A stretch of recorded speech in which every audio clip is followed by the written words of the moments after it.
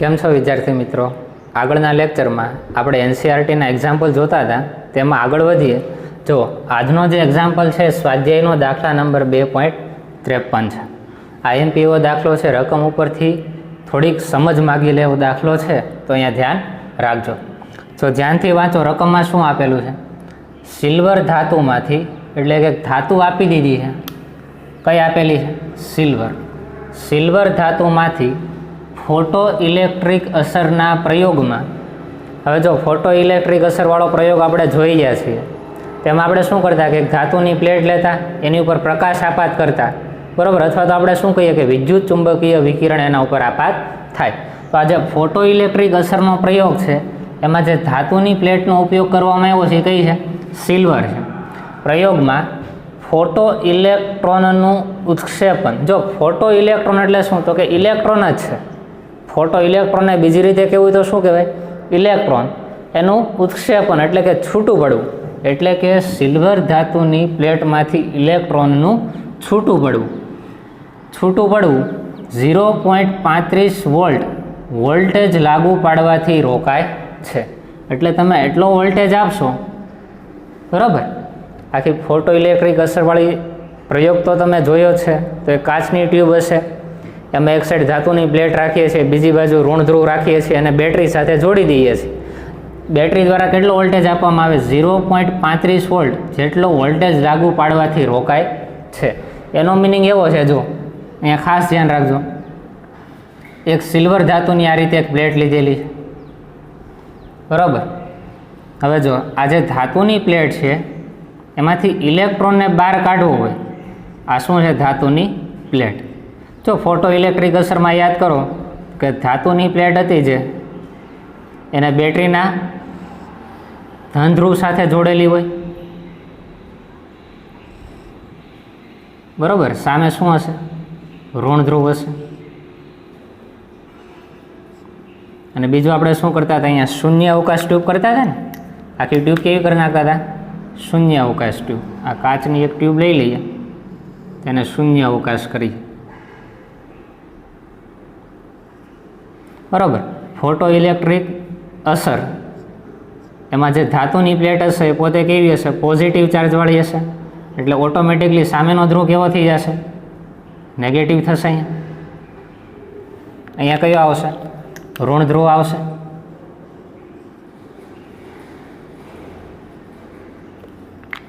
અહીંયા શું હશે? ઋણ ધ્રુવ હશે. હવે જો સિલ્વર ધાતુની આ પ્લેટ છે, સિલ્વર ધાતુની આ પ્લેટ લીધેલી છે. આની ઉપર જ્યારે પ્રકાશ આપાત થાય અથવા તો વિદ્યુત ચુંબકીય વિકિરણ આપાત થાય, એટલે ખ્યાલ છે આમાંથી શું બહાર નીકળે? તો કે કણ બહાર નીકળે, જેને આપણે શું કહીએ છીએ? ઇલેક્ટ્રોન તરીકે ઓળખીએ છીએ. આ ધાતુની પ્લેટમાંથી નીકળતો ઇલેક્ટ્રોન એ કંઈક ગતિ ઉર્જા ધરાવતો હોય. એનો મિનિંગ એમ કે આની પાસે કંઈક શું હોય? કાઇનેટિક એનર્જી હોય. ખ્યાલ છે ને? ચોક્કસ તરંગ લંબાઈવાળો પ્રકાશ એ જ્યારે ધાતુની પ્લેટ સાથે અથડાય છે, ત્યારે આમાં રહેલો ઇલેક્ટ્રોન એ ચોક્કસ ઉર્જાનું શોષણ કરીને બહાર નીકળે, બરાબર. અને બાકી વધેલી જે ઉર્જા છે એનું તેની કાઇનેટિક એનર્જીમાં રૂપાંતર થાય છે, એ તમને ખ્યાલ છે. હવે શું કર્યું? જો આ જે ફોટો ઇલેક્ટ્રોન એટલે કે ઇલેક્ટ્રોન મુક્ત થાય છે, એને રોકવો છે. હવે જો ઇલેક્ટ્રોન પોતે કેવો વીજભારિત હોય? ઋણ વીજભારિત હોવાનો છે. તો માનો કે આ તરફ ગતિ કરે તો આ પ્લેટ પોતે ઋણ વીજભારિત જ છે. તો ઇલેક્ટ્રોન પોતે ઋણ વીજભારિત, આ કેવો હોય? ઋણ વીજભારિત. આ સાઈડ ગતિ કરશે, અહીંયા ધ્રુવ છે એ પોતે ઋણ વીજભારિત. તો ઋણ વીજભાર હશે તો એની વચ્ચે તો અપાકર્ષણ થશે, એટલે ઇલેક્ટ્રોન છે અહીંયા સુધી પહોંચી શકવાનો નથી, પણ આગળ તો વધશે જ ને. એક ચોક્કસ અંદર સુધી એ આગળ વધશે. પણ અહીંયા એમ કીધું કે આ ઇલેક્ટ્રોનને રોકી રાખવો છે. આ ઇલેક્ટ્રોન અહીંયાથી જે બહાર નીકળે છે એને રોકી રાખવો છે. તો અહીંયાથી સામૂહિક એક પોટેન્શિયલ આપવું પડે કે ન આપવું પડે? અહીંયાથી માનો કે એક વ્યક્તિ છે એ 5 ન્યૂટન જેટલું બળ કરે છે, બરાબર. એક વ્યક્તિ છે એ આ જમણી દિશામાં 5 ન્યૂટન જેટલું બળ કરે છે, એટલે આ સાઈડ આગળ વધે છે. જો આ વ્યક્તિને અહીંયા ઊભો રાખવો હોય તો સામું મારે 5 ન્યૂટન જેટલું બળ વિરુદ્ધમાં કરવું પડે કે નહીં? તો જ અહીંયા જે વસ્તુ હશે અહીંયા ઊભી રહી જશે. જેટલો અહીંયાથી બળ કરો છો એટલું જ આ સાઈડથી બળ કરો તો અહીંયા રહેલો પદાર્થ છે ક્યાંય ખસવાનો નથી. સેમ એ જ કોન્સેપ્ટ તમે અહીંયા સમજો કે ઇલેક્ટ્રોનને આગળ જવા દેવો નથી, એટલે શું કીધું કે છૂટા પડતા ઇલેક્ટ્રોનને 0.35 વોલ્ટેજ લાગુ પાડવાથી તે રોકાઈ જાય છે. અહીંયાથી હું 0.35 વોલ્ટેજ જેટલી બેટરીમાં વોલ્ટેજ આપું, બરાબર, તો શું થાય? ઇલેક્ટ્રોન રોકાઈ જાય છે. તો શું થતું હશે? જો આની કાઇનેટિક એનર્જી તમને મળી જાય કે ન મળી જાય? અહીંયાથી જે ઇલેક્ટ્રોન બહાર નીકળે છે એની કંઈક ચોક્કસ પ્રકારની ગતિજ ઉર્જા તો હોવાની હોય ને. આ ધાતુની પ્લેટમાંથી નીકળતો ઇલેક્ટ્રોન એની કંઈક કાઇનેટિક એનર્જી હોય, જેને આપણે ગુજરાતીમાં ગતિ ઉર્જા કહીએ છીએ. આને મારે રોકી રાખવો છે તો સામે એટલી જ ગતિ ઉર્જા આપવી પડે ને, તો જ ઊભો રહેશે. આ સાઈડથી તમે જેટલું પ્રેશર આપો છો સામું એટલું જ આ સાઈડથી પ્રેશર આપો તો વચ્ચે રહેલો વ્યક્તિ અથવા તો કોઈ પણ વસ્તુ ત્યાં ત્યાં ઊભી રહે. તો આ ઇલેક્ટ્રોનને મારે અહીંયા ઊભો રાખવો હોય તો સામું 0.35 વોલ્ટેજ જેટલો શું આપવો પડે? એનર્જી આપવી પડે. એટલે તમને ખ્યાલ હોવો જોઈએ આ તમને શું આપેલું છે? કાઇનેટિક એનર્જી જ આપેલી છે. આ 0.35 વોલ્ટ છે એ શું છે? કાઇનેટિક એનર્જી છે, બરાબર. પણ એક ધ્યાન રાખો, જો એક સૂત્ર છે કે કોઈ પણ કાર્ય થાય, કાર્ય બરાબર શું લખાય? ચાર્જ ઇન્ટુ પોટેન્શિયલ, બરાબર. કાર્ય છે એ વીજભાર અને પોટેન્શિયલના ગુણાકાર બરાબર હોય. એટલે અહીંયાથી જે ઇલેક્ટ્રોન બહાર નીકળે છે તો અહીંયાથી કેટલું પોટેન્શિયલ આપીએ તો ઇલેક્ટ્રોન ઊભો રહી જાય? તો કેટલું પોટેન્શિયલ આપો છો? 0.35 વોલ્ટ. તો અહીંયા લખી નાખીએ. જો કેટલું કાર્ય થાય? ચાર્જ એટલે શું? તો ઇલેક્ટ્રોનનો વીજભાર. ઇલેક્ટ્રોનનો વીજભાર કેટલો હોય? 1.6 × 10⁻19 કુલમ. હું અહીંયા લખતો નથી, માત્ર ઇલેક્ટ્રોનના વીજભાર એ દ્વારા દર્શાવી દઉં છું. ગુણ્યા પોટેન્શિયલ એટલે અહીંયા સામું કેટલું કાર્ય થાય છે? 0.35 વોલ્ટ. તો જુઓ તો કાર્ય કેટલું થયું? 0.35. આ ઇલેક્ટ્રોનનો જે ચાર્જ છે એને હું એમને મૂકી દઉં E ઇન્ટુ શું આવશે? V.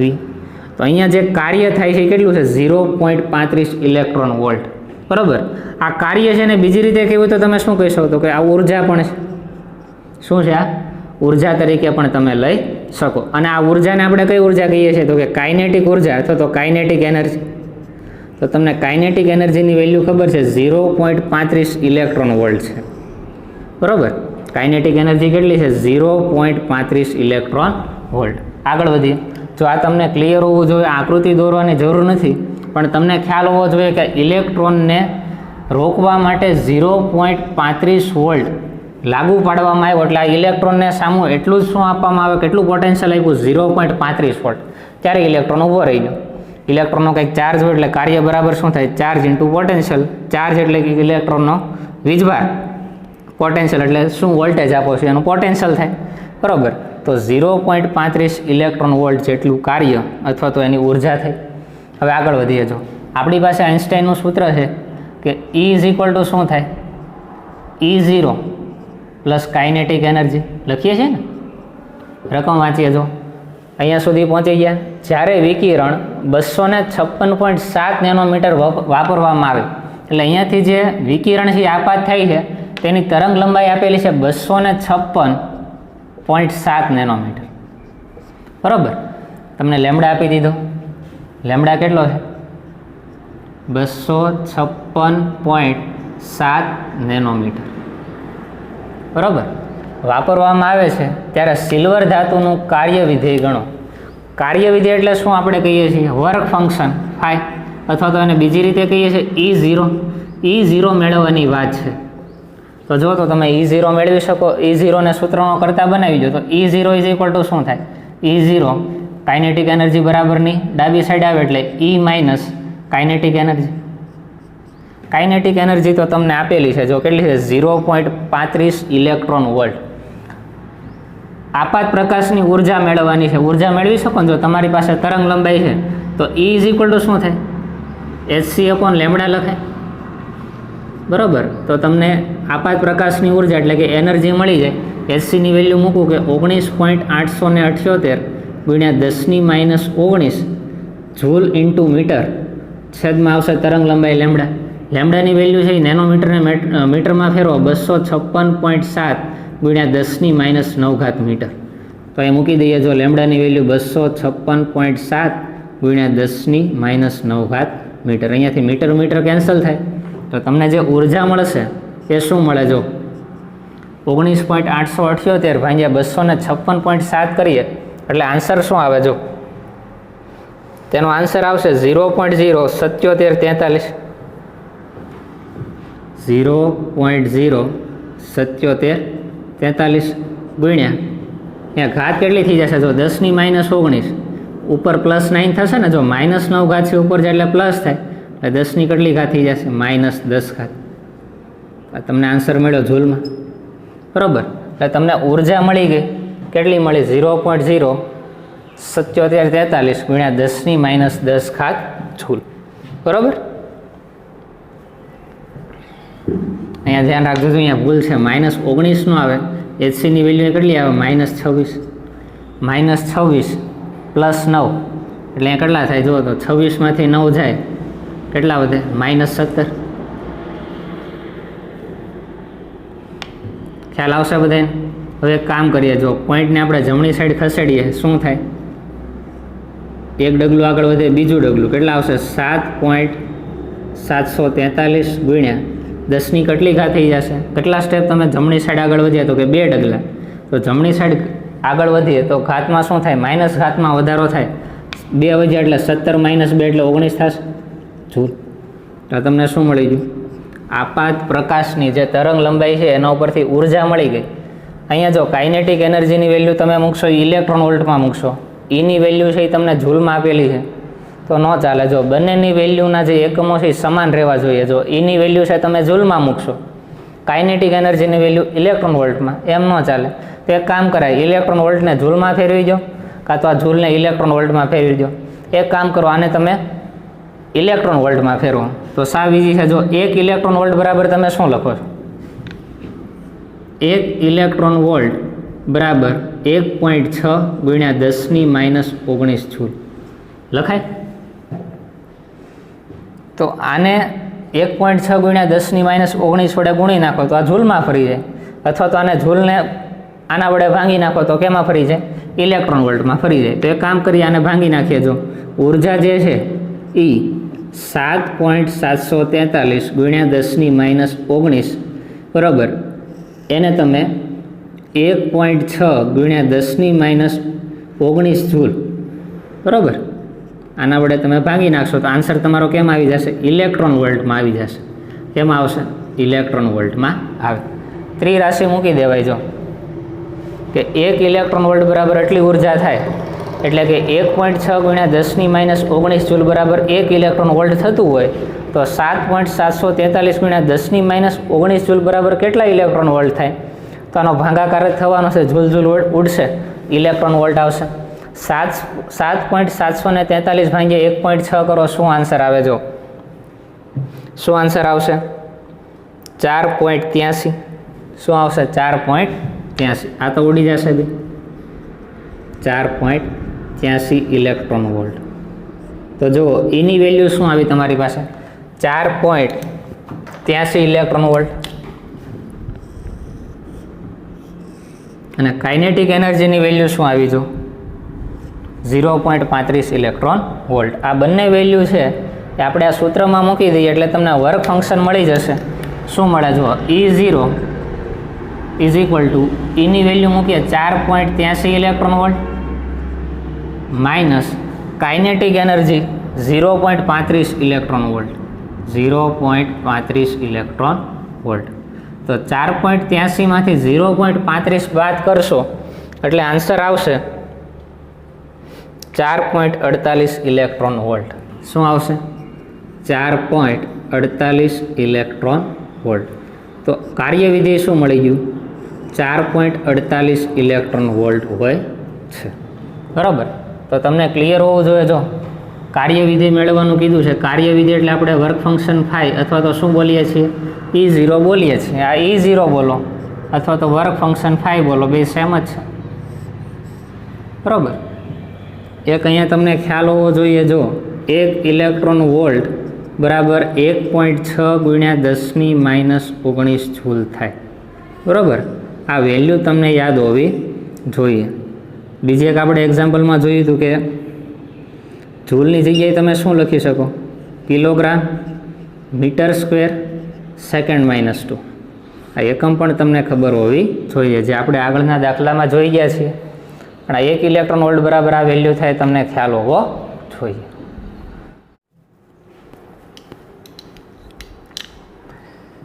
હવે આગળ વધીએ, બીજું એક્ઝામ્પલ જોઈએ. જો રકમમાં શું આપેલું છે, સ્વાધ્યાયનો દાખલા નંબર 2.54, જ્યારે 150 પાઇકોમીટર તરંગ લંબાઈવાળો ફોટોન પરમાણુને અથડાય છે અને તે આંતર સંબંધિત ઇલેક્ટ્રોનમાંથી એક ઇલેક્ટ્રોનનું ઉત્ક્ષેપણ થાય છે. ઉત્ક્ષેપણ થવું એટલે કે બહાર નીકળવું, અને તેનો વેગ આપી દીધો છે. જો જેનો વેગ 1.5 × 10⁷ મીટર પ્રતિ સેકન્ડ છે, એ ઉર્જા ગણો જેને લીધે તે કેન્દ્ર સાથે બંધિત હતો. હવે જો આમાં શું કહેવા માગે છે આપણે જોઈએ. એક શું આપી દીધેલો છે, પરમાણુ આપેલો છે. આ પરમાણુ સાથે 150 પાઇકોમીટર તરંગ લંબાઈવાળો ફોટોન છે એ અથડાય છે. તો તમને ખ્યાલ છે, જો પરમાણુમાં કઈ રીતની આખી રચના હોય કે સેન્ટરમાં શું હોય, ધન વીજભાર, અને બીજું શું હોય, ન્યુટ્રોન હોય. બરાબર, પરમાણુ હોય એમાં કેન્દ્ર હોય, એમાં પ્રોટોન અને ન્યુટ્રોન રહેલા હોય, અને તેની ફરતે કોણ હોય તો કે ઇલેક્ટ્રોન ગતિ કરતા હોય. આની ફરતે કોણ હોય તો કે ઇલેક્ટ્રોન છે એ ગતિ કરતા હોય. તો આપણે ધારી લઈએ કે માનો કે એક પરમાણુ છે.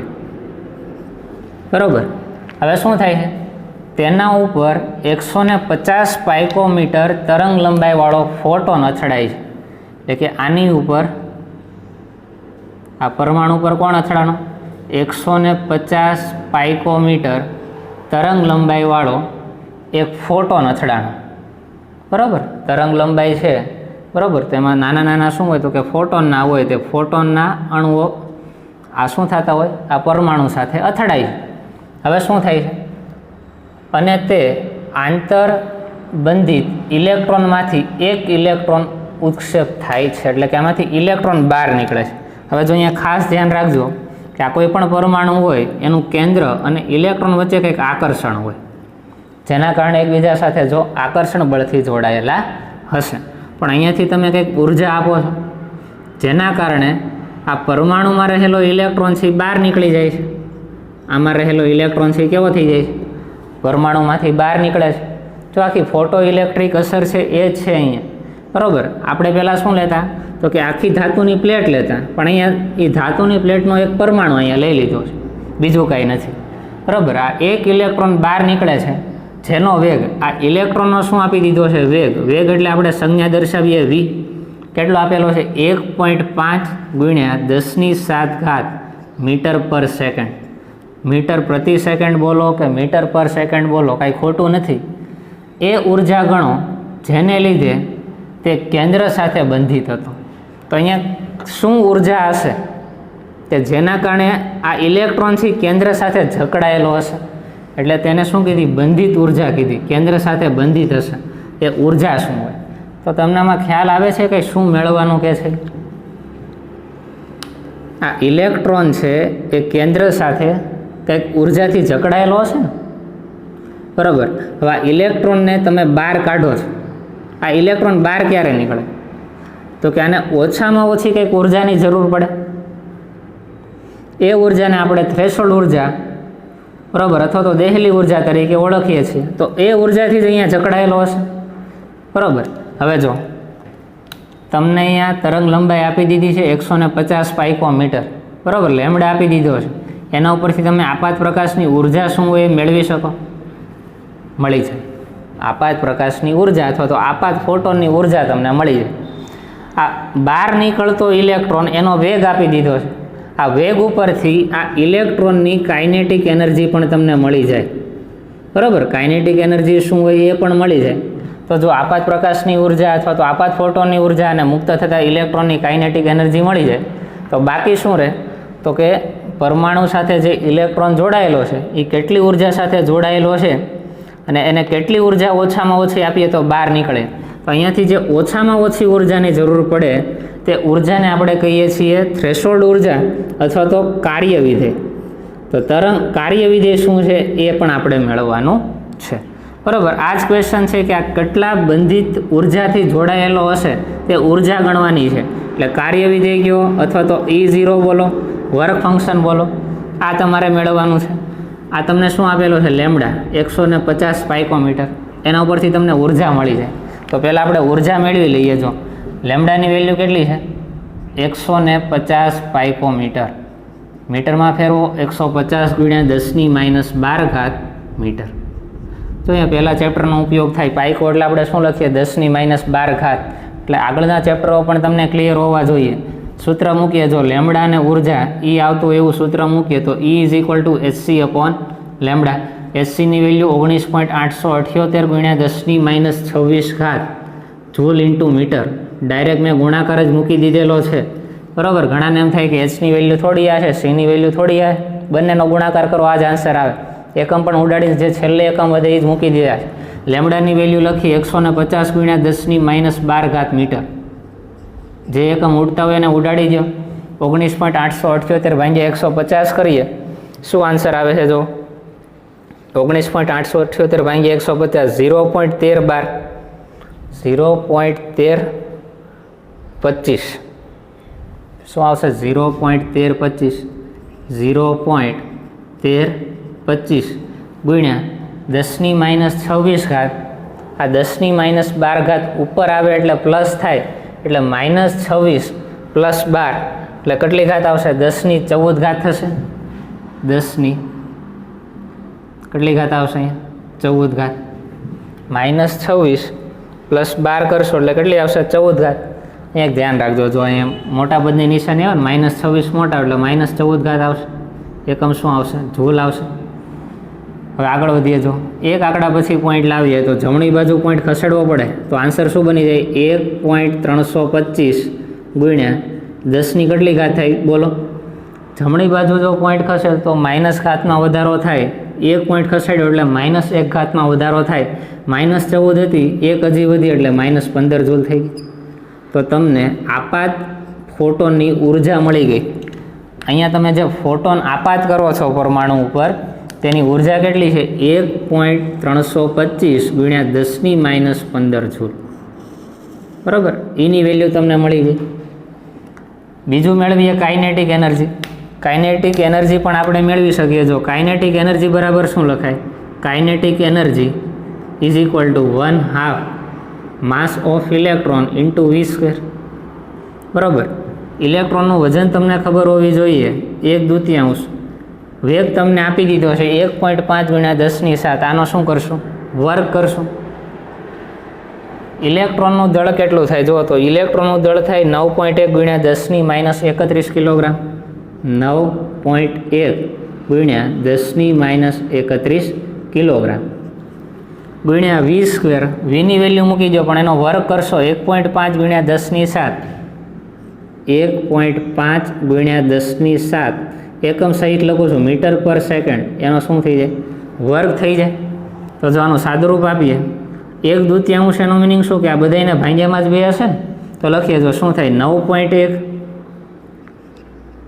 ગુણ્યા 10⁻31 કિલોગ્રામ ગુણ્યા 1.5 એનો વર્ગ એટલે 2 વાર થઈ જાય. 1.5 ગુણ્યા 1.5 ગુણ્યા 10⁻7 એની 2 ઘાત એટલે 7 ગુણ્યા 2 એટલે 14.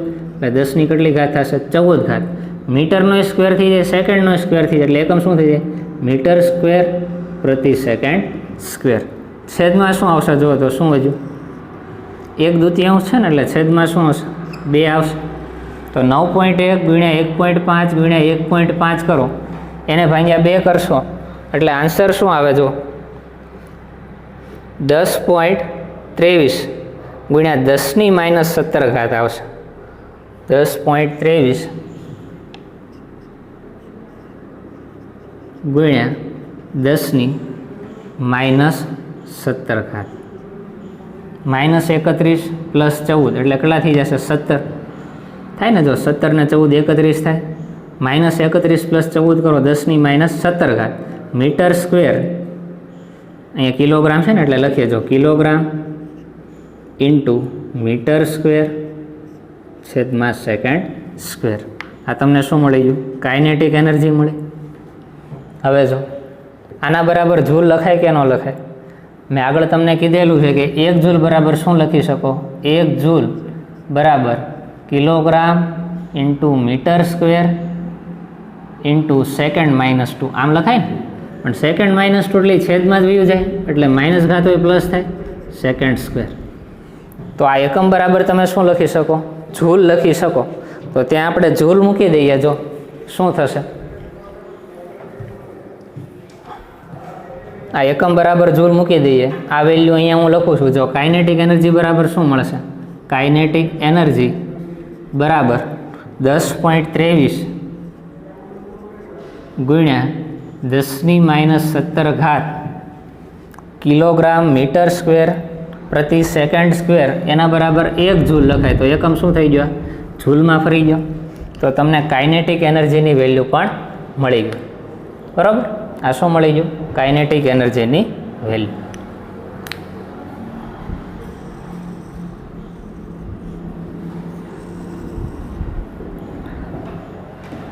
તમને ફોટોનની ઉર્જા પણ મળી ગઈ, કાઇનેટિક એનર્જી પણ મળી ગઈ. કાર્યવિધેય મેળવવાનું છે. તો કાર્યવિધેયનું સૂત્ર શું છે જુઓ તો આપણે કઈ રીતે લખી શકીએ? આઇન્સ્ટાઈનના સૂત્ર પ્રમાણે E = E0 plus kinetic energy. બરાબર, તો E0 મેળવવાનું છે. તો E0ને સૂત્રનો કરતા બનાવો તો શું થાય? E minus kinetic energy. બરાબર, Eની વેલ્યુ આપણી પાસે છે, કાઇનેટિક એનર્જીની વેલ્યુ પણ આપણી પાસે છે. સૂત્રમાં મૂકી દઈએ.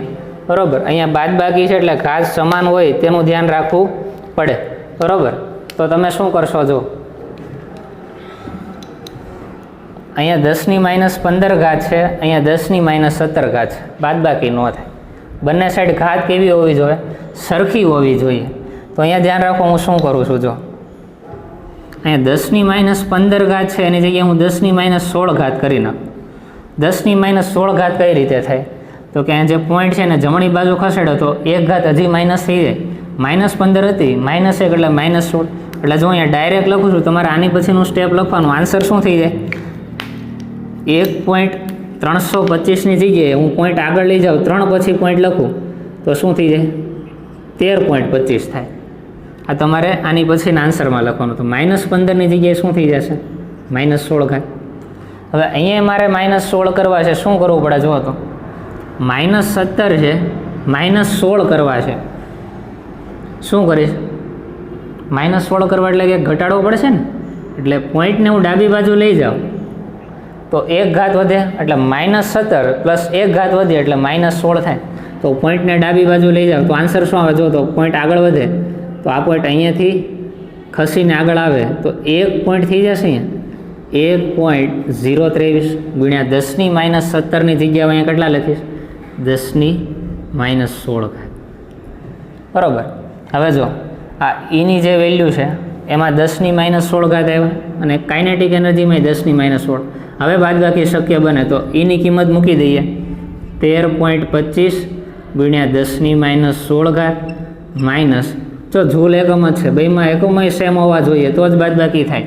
કાઇનેટિક એનર્જીની વેલ્યુ 1.023 ગુણ્યા 10⁻16. સારું, તો બાદબાકી કરીએ આપણે. જો શું થશે? ઘાતને કોમન કાઢી નાખો. 13.25 માઇનસ 1.023 આવશે. બરાબર, તો શું આન્સર આવે? જો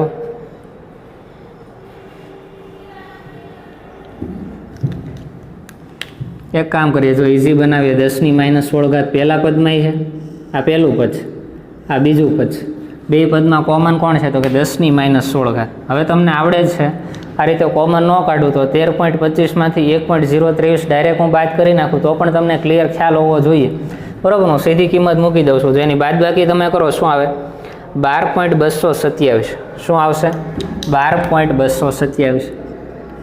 12.227 ગુણ્યા 10⁻16. હવે હું એકમ મૂકી દઉં.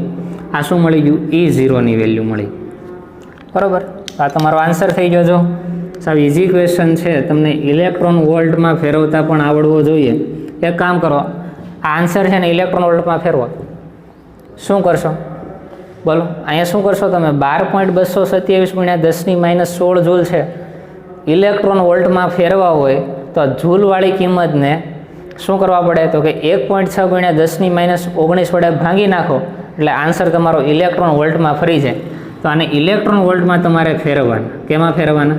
ઇલેક્ટ્રોન વોલ્ટમાં ફેરવવાના. તો શું કરશો? આજે E0ની કિંમત આવી એને ભાગ્યા શું કરી નાખશો 1.6 ગુણ્યા 10⁻19 એટલે જે આન્સર આવશે એનો એકમ શું થઈ જશે? ઇલેક્ટ્રોન વોલ્ટ થઈ જશે. એટલે તમને ખ્યાલ હોવો જોઈએ કે ઇલેક્ટ્રોન વોલ્ટમાં કઈ રીતે ફેરવવા અને જૂલમાં કઈ રીતે ફેરવવા.